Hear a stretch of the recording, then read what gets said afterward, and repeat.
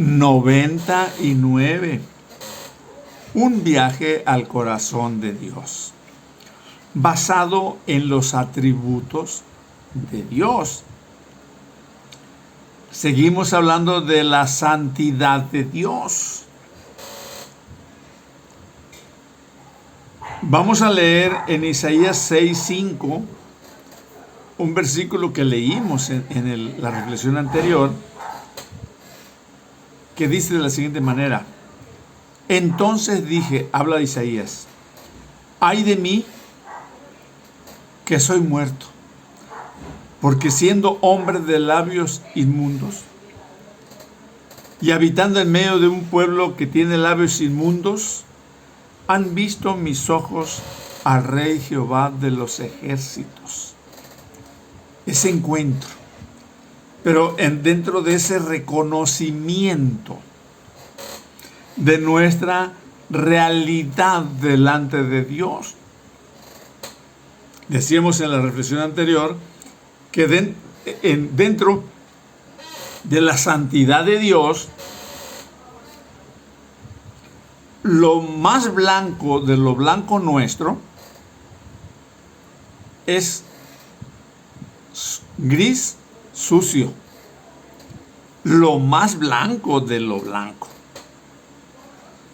Entonces, eso nos lleva a no tener ninguna reacción, ninguna actitud de reconocimiento, de humillación ante Dios, porque nos consideramos o nos podemos considerar autosuficientes. Se ha vuelto común que personas sin arrepentimiento se unan a las congregaciones.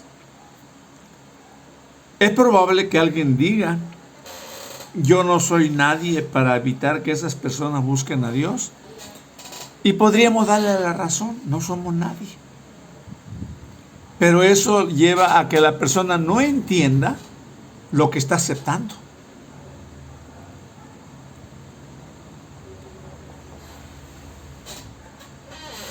¿Dónde queda el arrepentimiento?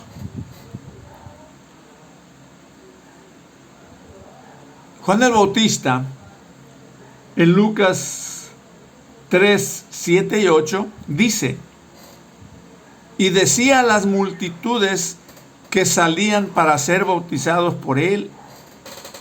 Juan el Bautista le decía esto, oh generación de víboras, ¿quién os enseñó a huir de la ira venidera? Haced, pues, frutos dignos de arrepentimiento. Y no comencéis a decir dentro de vosotros mismos, tenemos a Abraham por padre, porque os digo que Dios puede levantar hijos a Abraham aún de estas piedras. Juan el Bautista enfrentó y confrontó. Se está permitiendo que nuestras iglesias permanezcan grises y sucios en vez de suplicar por la blancura santa de la relación personal con Dios.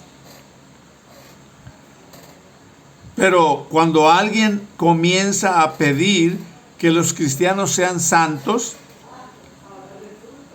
alguien sale al frente y dice, bueno, hermano, no te entusiasmes demasiado con esto. No te conviertas en un fanático. Dios comprende nuestra carne. Él sabe que somos polvo. Platicaba con un hermano hoy que le decía a otro hermano, te doy 3 meses para que se te quite esa emoción que traes. Hay veces se da eso. Es cierto. Dios sabe que somos polvo. Dios conoce nuestras limitaciones. También es cierto eso. Dios las conoce. Pero también dice que Él es muy limpio que Él es muy limpio de ojos para ver el mal, y que sin santidad nadie verá al Señor. Allí en Habacuc 1:13 y en Hebreos 12:14 nos dice esto. Podemos consultarlo. Sí, Él comprende, pero ¿qué es lo que entiende? ¿Qué conoce de nosotros? ¿Que reconocemos nosotros? ¿Que nos humillamos nosotros?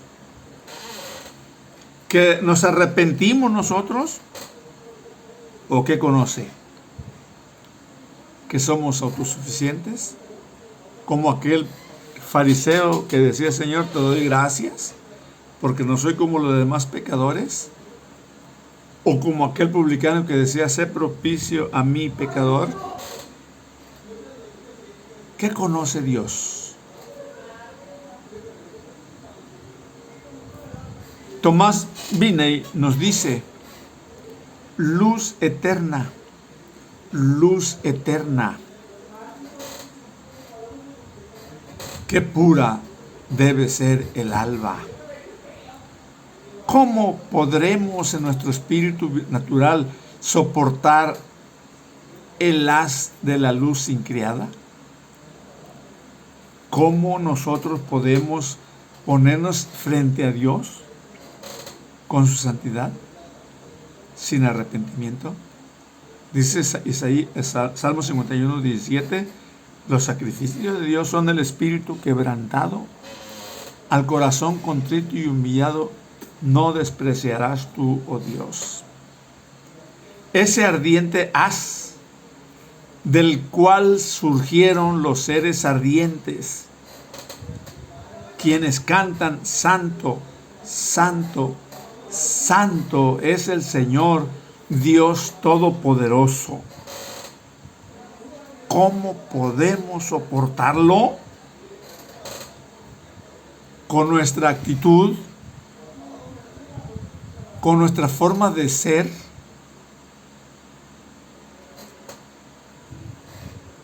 Hago nuevamente la pregunta: ¿cómo podemos soportarlo? Los espíritus que rodean su trono pueden soportar el ardiente gozo porque ellos nunca han caído. Ellos nunca han fallado. Ellos nunca han pecado.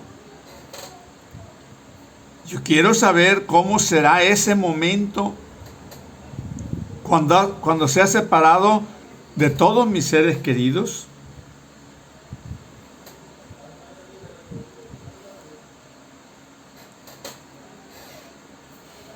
Ninguno de ellos podrá ayudarme en ese preciso momento.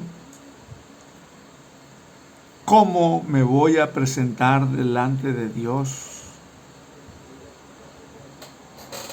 Ese encuentro con el Señor, solo por medio del sacrificio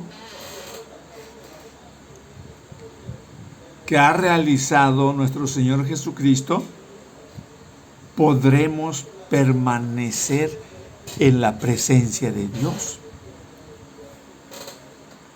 Pedro le dice a las personas en el capítulo 2, versículo 37 de Hechos, cuando dice la Biblia que compungidos de corazón dijeron: varones, ¿y nosotros qué haremos?